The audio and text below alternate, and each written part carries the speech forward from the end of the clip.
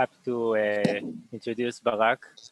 Dr. Barak Monnickendam-Givon is currently co-directing the Western Wall Plaza archaeological excavation on behalf of the Israel Antiquities Authority, the IAA. Barak has a PhD from the Mendel School for Advanced Studies in the Humanities at the Hebrew U. In 2014-15, he was the Mendel Visiting Scholar at the Department of History of Art and Architecture of Boston University. During this year, he was also visiting the young Israel of Brookline. Before joining the IAA, Barak co-directed the Hebrew U Akko Railway Station Salvage Excavation and worked as a pottery specialist at the Teldor Archaeological Project. So I'm happy to say that I know Barak from the yeshiva time and was happy to meet him again at Boston. I want to thank to anonymous sponsor for allowing this talk. And without further ado, I give the stage to Barak. Thank you. Here studying abroad. And I'm going to speak today about the renewed excavations in the Western Wall Plaza. And I will talk a little bit throughout my lecture about how us archaeologists know what we know and what we can tell about how people lived in antiquity throughout the ages. So how do we know whatever we know? So as said before, the excavations themselves are being conducted here at the Western Wall Plaza. It's within the old city of Jerusalem, not far from the Temple Mount. And this is the plaza itself. And of course, this photo was taken during the COVID-19 crisis, which is still ongoing.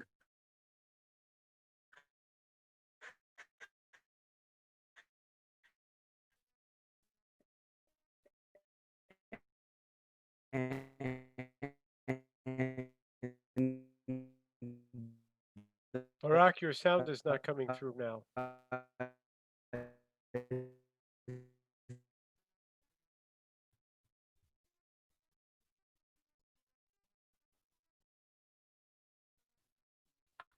Can you hear me now?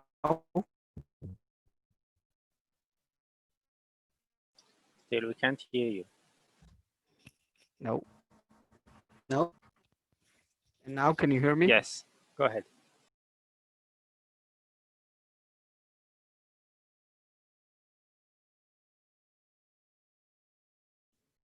Can you hear me now? Sorry for that. Yes. Okay, something happened to the screen.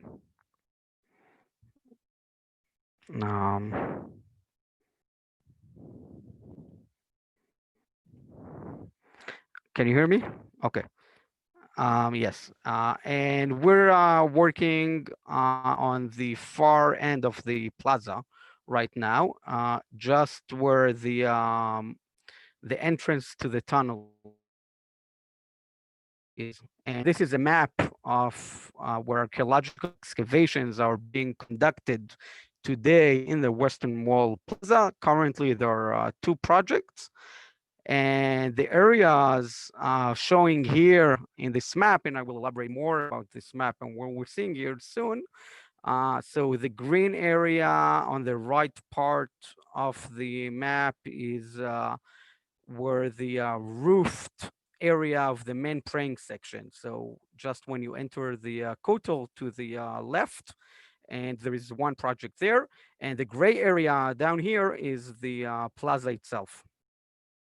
So this is where we're conducting our two projects. The first one is in a place called Wilson's Arch.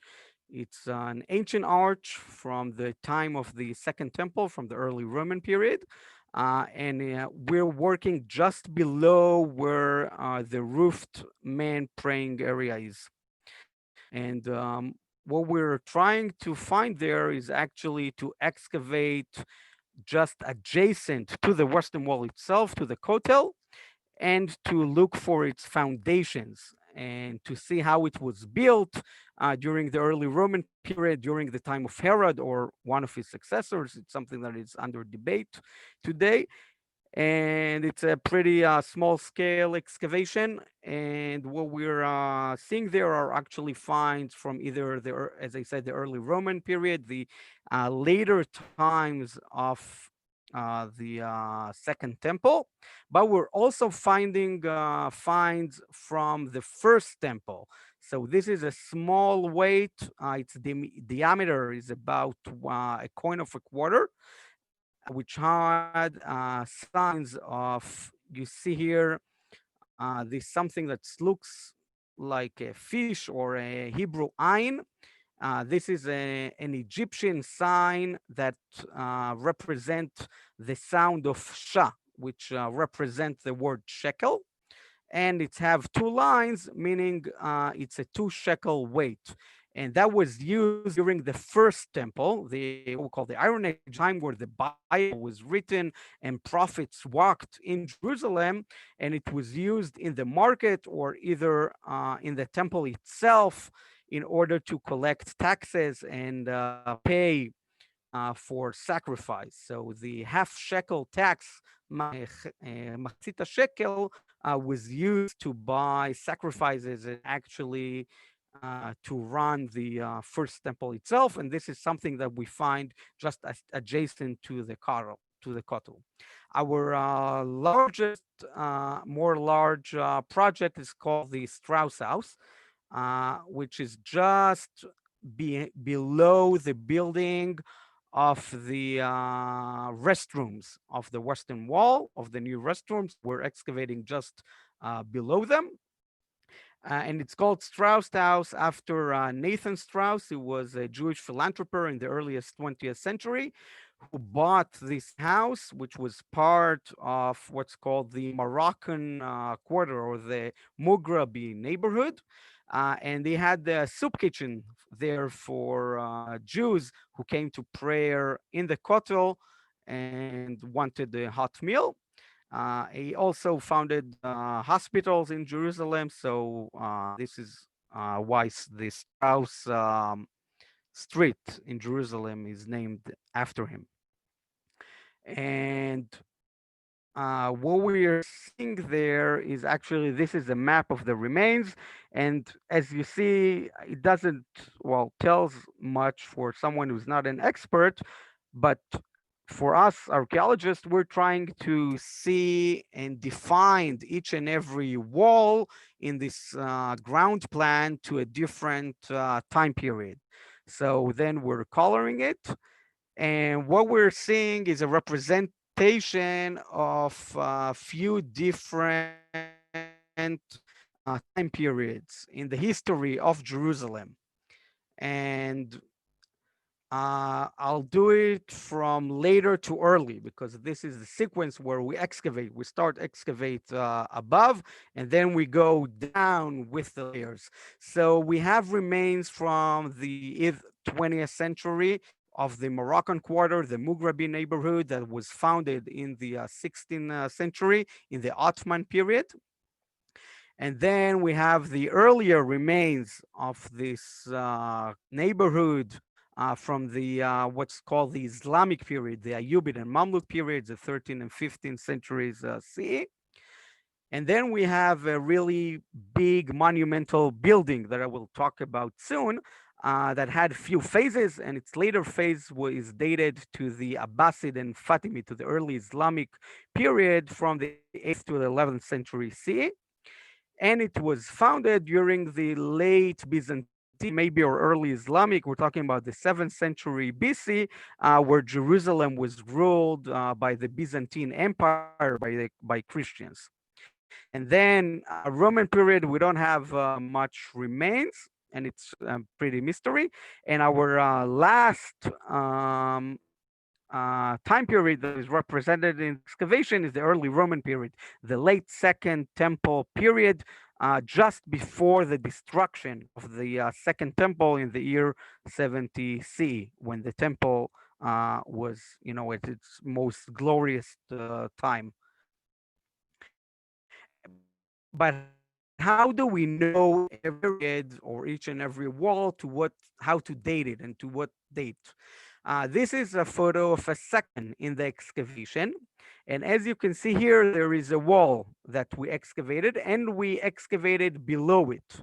So our methodology is that when we find this wall, we're looking for the finds, the coins, the potsherds that are found just below the wall. And this gives us the date of the time that this wall was built. So let's say, for an example, that we're talking about the 20th century. And within the rocks of these walls, we're finding a smartphone with no keyboard. And just below, in the fields below this wall, let's say we're finding cell phones with keyboards. Now, smartphones were introduced, let's say, in around uh, 2007, became more popular in, let's say, 2013, 2014 onwards. So therefore, we could assume that, the dirt layers below this wall was laid until the year 2007. And then from 2007 onward, someone built this wall, and therefore, this is why we're finding smartphones within this wall. We're not doing it with, of course, with smartphones. We're doing it with potsherds and coins. And coins are very helpful for us because they have dates on them, or at least they have a date range.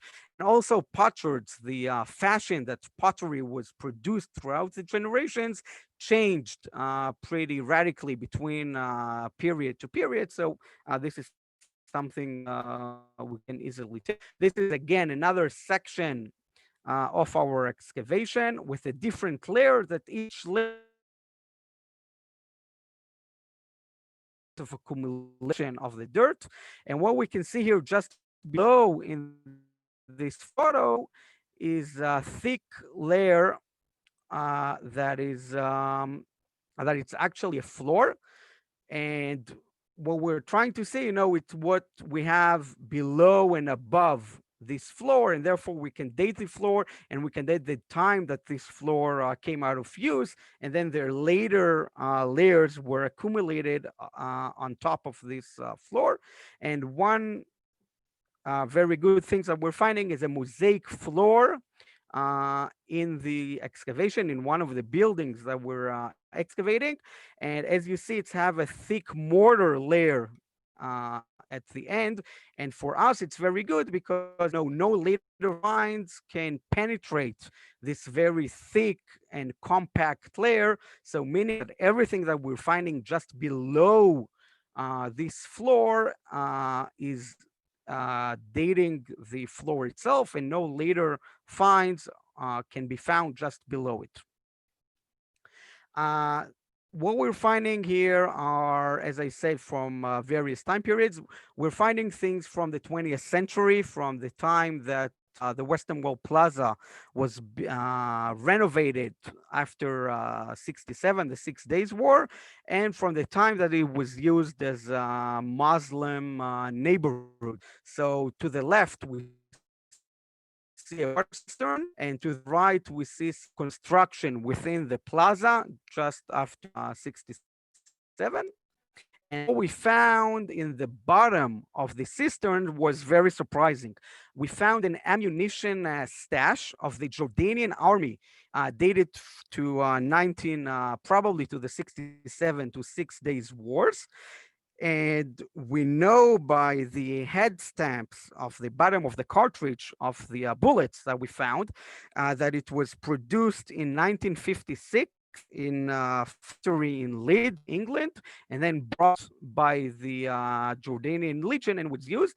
And it was probably hidden in this water cistern that we cut through, and we see its bottom when the IDF entered the city, and the Jordanian army had to run away from them.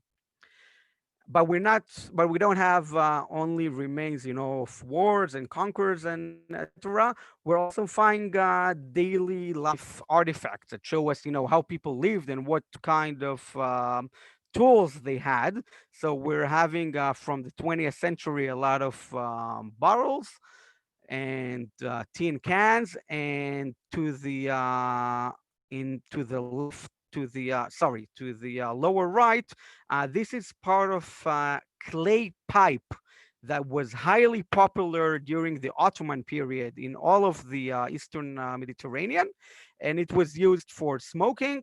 And to the left, we see a small jug that was used either to milk for milk or water or some oil, and it was actually produced in Gaza about 200 years ago, and then brought to Jerusalem and was used in the neighborhood itself. And this is the main feature that we see now that we're finding in excavation. A very massive and monumental building that we can see part of its walls and parts of its arches. And this building was founded during the probably the 7th century, either in the Byzantine or early Islamic, about 1400 years ago, and it's very monumental and very big. This is one of its ground plans, and of course, ground plans doesn't really tell us much. So we have some nice 3D imaging of this very monumental and public building. And what we see here is a building that is built from a series of arches with an opening. And so far, what we excavated are the gray areas in the photos. And the purple areas are things that we know are, let's say, our walls that are continuing, but we haven't excavated them yet, or part of arches that, if we see half of an arch, we can easily assume that the other half is going to be found during the course of the excavation. Arches don't tend to end in the air, in the middle of nowhere. And so far, we have about 300 square meters. That's roughly 3,200 square feet of this building. And it's a very monumental building, very big. And we don't really know its function because this building was in used for roughly 400 years, and it was renovated, and there was a lot of changes in its function throughout the years. So we don't know its original function, what it was. And as I said, it's very monumental, very big. Think about 3,200 square feet lying in the middle of the Western Wall Plaza. It's a very big and probably had some function. And this building was paved with a pretty plain mosaic floor, white plain mosaic, no decorations, no really any artistic motifs. But what's interesting with this mosaic is that when we excavated and dismantled part of it, we could really see the technique and the technology that was used when the artist who laid the stones applied. So what we can see here in the upper row is it's a section that we cut through the mosaic itself, and this is the stones of the mosaics themselves. And just below it, there is a thick layer of mortar that holds the mosaic stones, what we call the tesserae. And what's interesting is what we found just below the mortar. As you can see here, there are chips. This is actually the remains of the chiseled stones that were not used. So when the artist who laid this mosaic floor took a large bulk of stones and he chiseled it in order to create the square rectangular stones that he needed, all the debris and all the stones that he didn't want, he just laid them just below the floor, use them to level the area and to flatten the area, and above all its the trash and from the mosaic, he puts it there and just lay the floor above it. As I said, I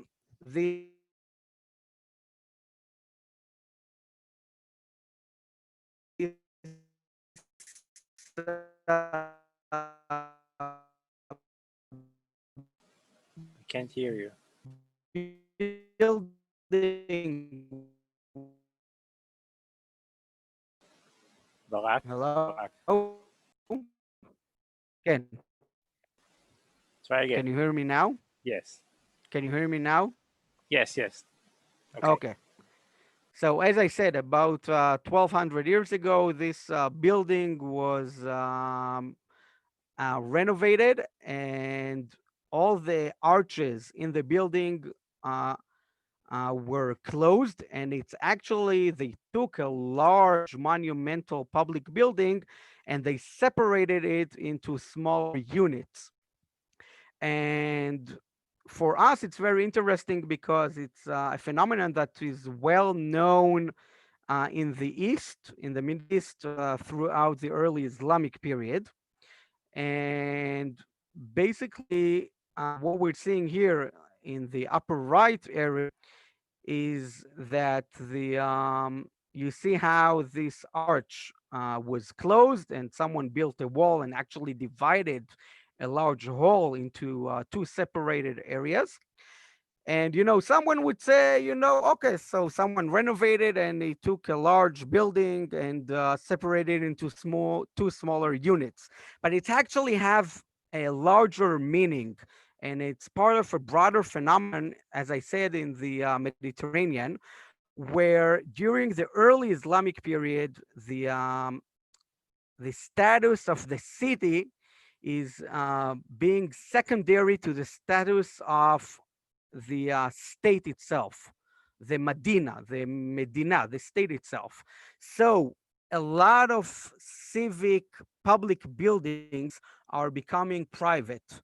And because there is no need since you have a one central rule and one central administration, you don't have in each and every city to have large civic administrative buildings. And therefore, those buildings are being divided and becoming private homes. And this is something that we see in our excavation.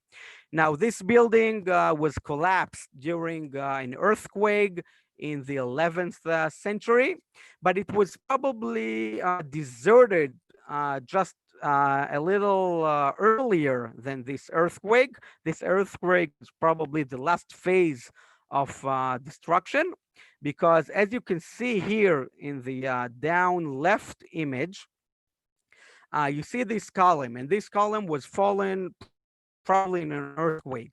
But as you can see, this column was falling on about 2 feet thick layer of earth, of dirt.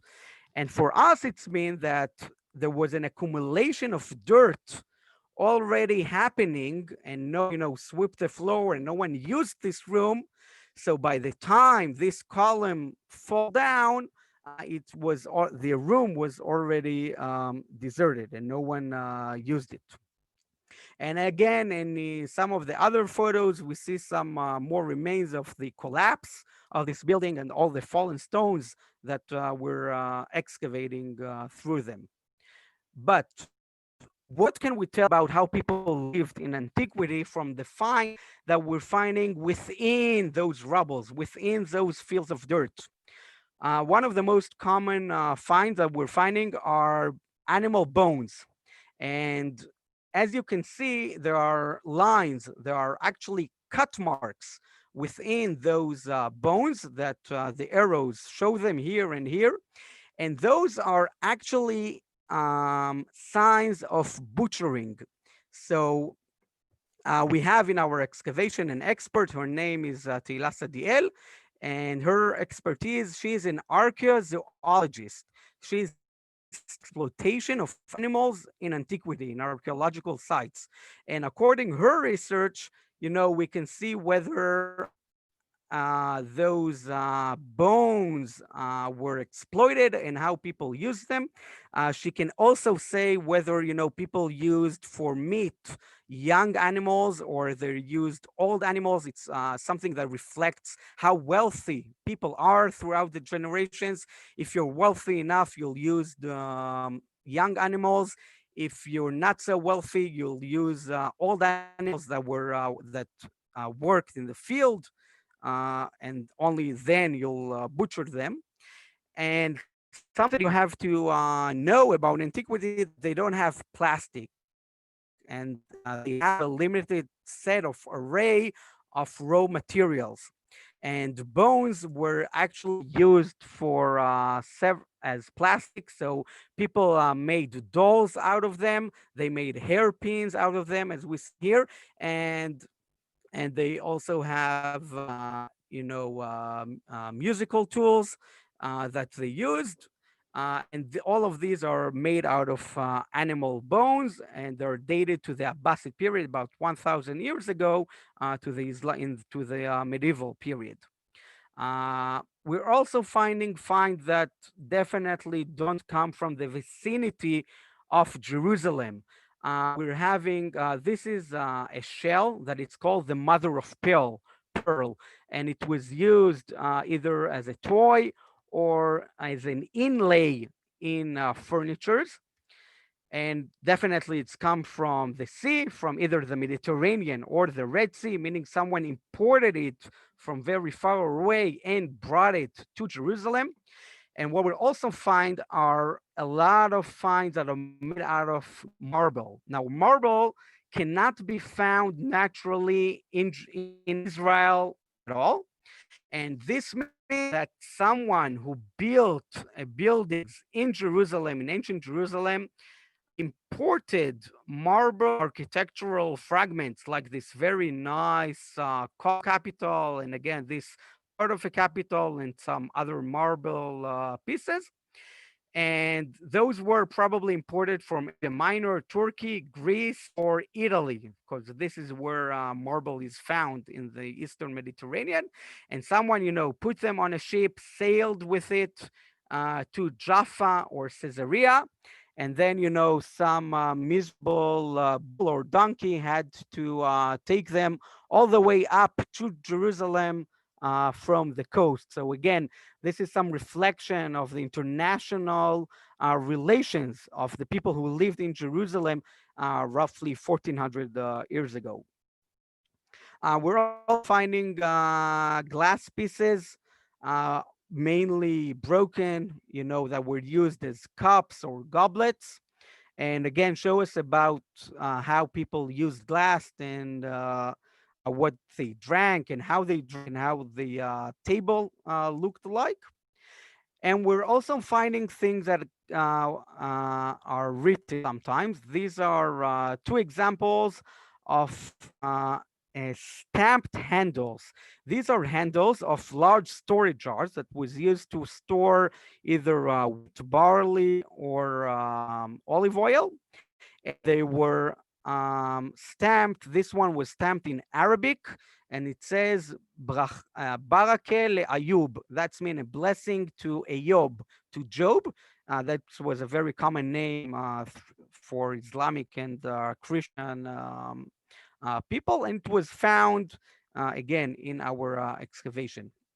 Again, it tells us about how the administration worked in this time period where supplies was handled. And one of the largest surprises that we found in the excavation lay just below this mosaic floor. As I told you, we had a mosaic floor and we dismantled it about a year ago.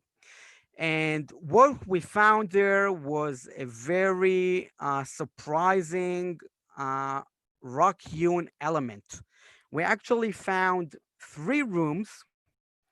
All of them are rock cut in the bedrock of ancient Jerusalem, dated to the early Roman period, about 2,000 years ago to the time of the Second Temple period, meaning that this system was used by Jews who sat here just before the destruction of the temple in the last decades before the Second Temple was destroyed by the Roman legionnaires. And what we see here, actually, this is the first room. As we can see here, the opening to the second room. And this is a section that was made through a 3D model. And you can see here, there are 3 steps that you can go down. And there we have another room. And then we go down and there is another room. And the findings that we found within this system are very fascinating and tells us a lot about how Jews lived in Jerusalem 2,000 years ago in the eve of the destruction. What we found are various clay and stone vessels. And stone vessels are very important in understanding the Jewish life and the halacha of 2,000 years ago, because unlike pottery that cannot be pured, stone vessels are always pure. They cannot be impure, and therefore priests and Talmidei Chachamim always used them. And during the first century C, 2,000 years ago, we see a massive use of those stone-made vessels. What we see here in the middle is a piece of glass, a cup made out of stone. And in here, we see a lid of some kind, a broken part of a large basin that was probably used for Kohanim for netilat yadayim, to pure their hands, or to either store liquids that, like trumot and masrot, that had to be kept in purity, such as wine or olive oil. And this is part of, this is how those vessels look when they are found complete. We found only fragments of them, unfortunately, during in the course of the excavation. And what we need to know that during this time period, in the last decades before the destruction of Jerusalem and the temple, there is a massive use in stone art. And all the art that got to do with stone carving and hewing was very developed during that time. We know it from the ossuaries that was used for buried. We know it from architectural fragment that we see a lot of them in Jerusalem in this time period. And we also know it from mikvaot that were used and rock cut in all throughout Jerusalem. There are more than 180 mikvaot only in the vicinity of the temple itself. You need to think about, the hundreds of thousands of pilgrims who came in the Shloshet Regalim, in the holidays, and during the high holidays, and came to Jerusalem, and they all have to purify themselves from their travel with ritual bath with the mikvaot. One more thing that we're finding there are cooking vessels. People cooked their meals in those clay cooking vessels. We can see the soot marks on some of them. Here we see something very interesting. These vessels were used for either stews or soups, chunt-like dishes that were prepared and eaten in Jerusalem 2,000 years ago, just before the destruction of the temple. But just here below to the right, we see a new kind of vessel that is becoming more popular during the time period, and it's not something that was found before. And this is a bronze vessel that came from Pompeii. What we actually see here is a sign of an Italian Roman influence of the Jewish dietary. Now, this influence did not manifest itself, of course, in eating pig. This is something that we're not finding in Jerusalem at all, but did manifest itself in the way people cooked their meals and the way they shaped their cooking vessels. And this is something that we found within this, let's say, subterranean system that may have used as a storage or some basement at that time. And we're also finding, now we're 2 weeks from Hanukkah, we're also finding oil lamps like this one in the middle. Most of the oil lamps that we found were broken. We found shards of them, but this is a complete oil lamp that we found within the system, used by either the Kohanim or other Jews that came to Jerusalem, that lived in Jerusalem and just where the temple was. And those was the olive oil was poured here, and then the wick was lit in from here, and it was used to light. We found hundreds of shards that you can see here in the top, in the bottom left, in this system. But okay, we're talking about that people, ate their meals and they had light when it was very dark. And we're talking about how Kohanim used stone vessels and mikvaot to purify themselves, and how pilgrims, had to be kept pure. But what did people, did on their own free time? If I'll tell you that in antiquity, people ate their meals and they needed light, it won't be something unusual, because people need to eat throughout all generations, throughout all the time periods. But what did people did, in their own free time? Can something that we tell from the remains that we're finding in the excavation? Is it something that archaeologists that handle material culture and not written text can tell from what they're found? And we were, my team and myself, we were very lucky, and we found something that really show us about what people did in their own free time. And the Mishnah is stating about certain people who cannot be witnesses or judges because they're not considered reliable enough.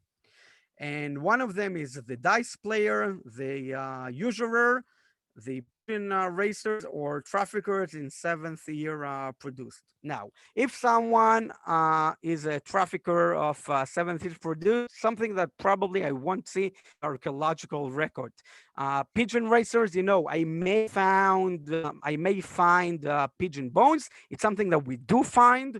And we know that pigeons were highly popular in that time. There is also a unique type of pigeon that's called Yonim Hardesayot, Herodian pigeons that were named after Herod the Great. So again, the only thing that we can find will be pigeon bones, but that means that they were used for racing or for sacrifice, something that will be hard for us to tell. A usurer, again, only if I'll find, the receipt of the loan, it's something I can say, and therefore, and this is something that we haven't found. But what we did found is a small dice, and this dice is made of bone, and you'll have to trust me. This is a 2,000 years old dice, and it was used in the same manner that we're using dices today in modern time. And as you can see, we have here the 4, the 2, and the 6, meaning that in this ancient 2,000 years old dice, as well as dices that we found today, and my kids play with them, the two sides of the dice amount is 7. So in front of the 6 there is 1, in front of the 4 there is 3, and in front of the 2 there is 5. And again, this is a dice that was used 2,000 years ago, and I found only one dice, and it was found just a few weeks ago, and you're actually the first people, the first crowd I show it, who I share it with. It's not that rare. Most of the dices that we are finding are usually in context of the Roman legionnaires. This is something that is highly popular. We're not finding them so much in a Jewish context as we found this dice that is shown here. But again, really shows us how the quote from the Mishnah and the material culture that we found in today's Jerusalem all combined together. And it really, show us what people did in their free time, and sometimes we think about Jerusalem, it's a holy place. So people and all the pilgrims that were there were probably only concentrated in working in the temple and in sacrificing and, and becoming pure. But we also see, the other side of life, the more common, the more leisure side of life that we see, from this really little object that we found in Jerusalem. And with this find, I will conclude my this presentation. And we had here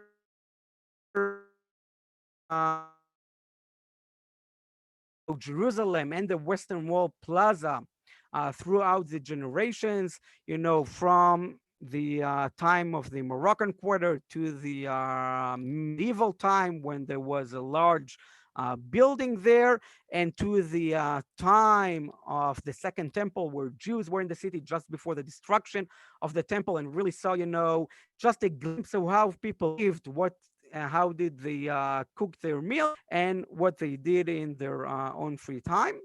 Now, I'm only here, presenting the material and speaking about what we found, but an archaeological excavation is, it's a large project with a lot of partners, and I'm working on behalf of the Israel Antiquities Authority, but our partners in the Western Wall Heritage Foundation, who fund this project, support us very much.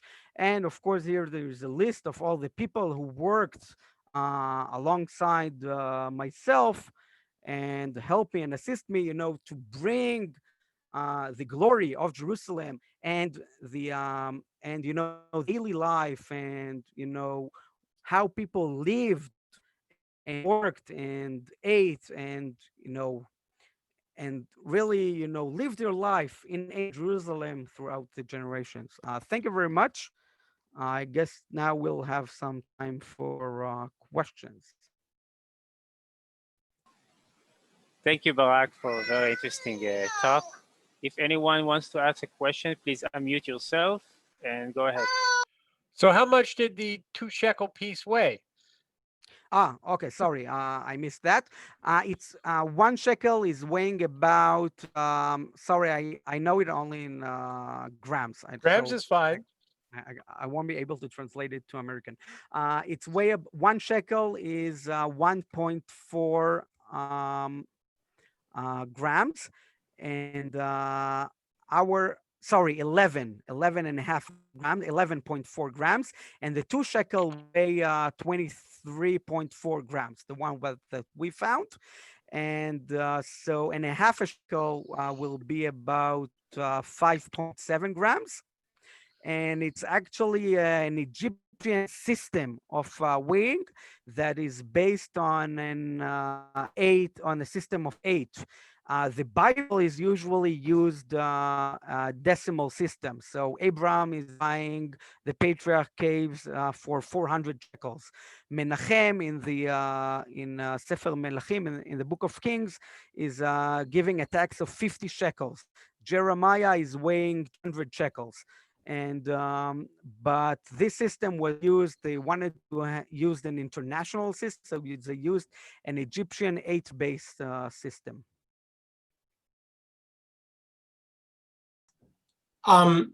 You mentioned you showed us pictures of the marble, and you said that they came from other places. Is it possible that some of the marble was from the remains of the temple? which was Okay, that's it's under debate. Basically, most of the marble that we're finding in Jerusalem and in Israel are post-destruction. And most of the remains that we see from Herod's time or from the time of the second temple are carved from a local stones, from the local limestone. Now, Josephus is saying that there were marbles in the temple, and it's very puzzling because so far we haven't found any, and there are two possibilities for that. One, someone translated Josephus and says marble because this is what people knew in Rome when he wrote it in the 19s, in the 19 decades of the first century, or that there was some use in marble and we haven't found it yet. But most of the marble that we're seeing are coming from later periods. And as far as I can tell, most of the architectural fragment used in the temple itself and its vicinity during that time period were made out of local stone. Do you think your excavations will be open to the public at some point? Yes and no. Basically, there are open to the public, at least some of them. There is a tour of the Western Wall Heritage Foundation that it's called Behind the Scene. They also have now an online tour that people can join. So we're just closed due to the COVID-19. I had tourists and I had a lot of groups that came. They cannot really come down to the excavation itself. We have a balcony that people can watch us working. And as I said, today with the COVID-19, all the online opportunities are much more accessible. And the Western Wall Heritage Foundation have actually a tour that can show you sections of the excavation. It's still an ongoing project, and we're excavating, these days, as we speak.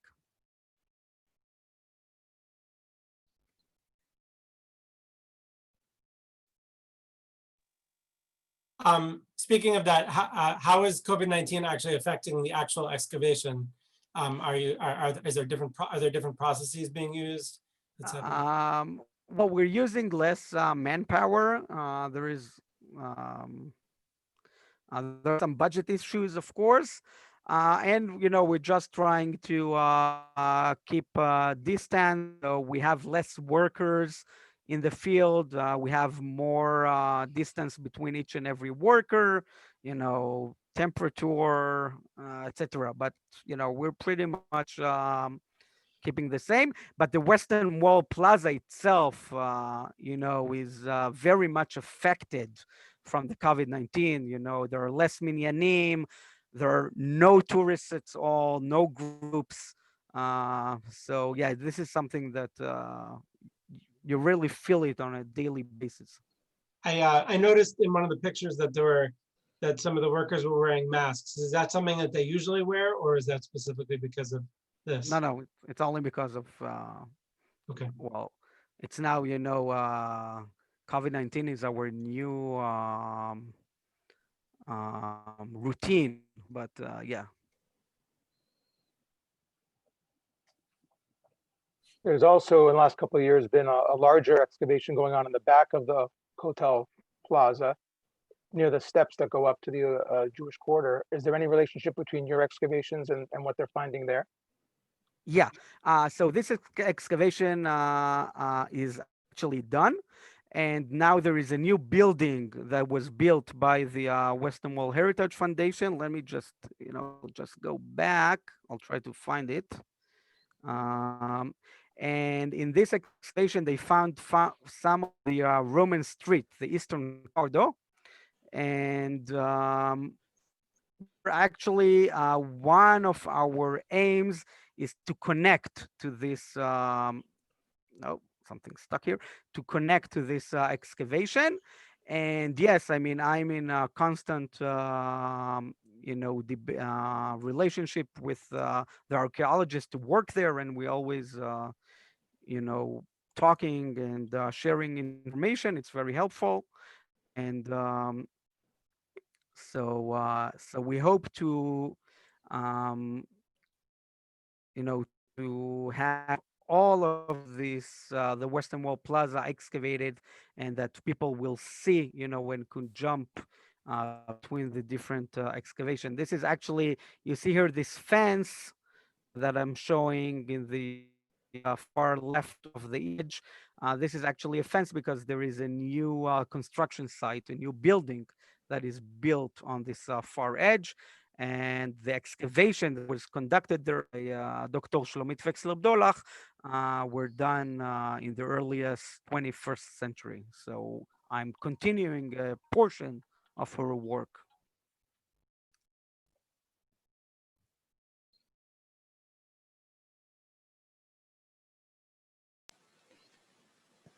Any other question?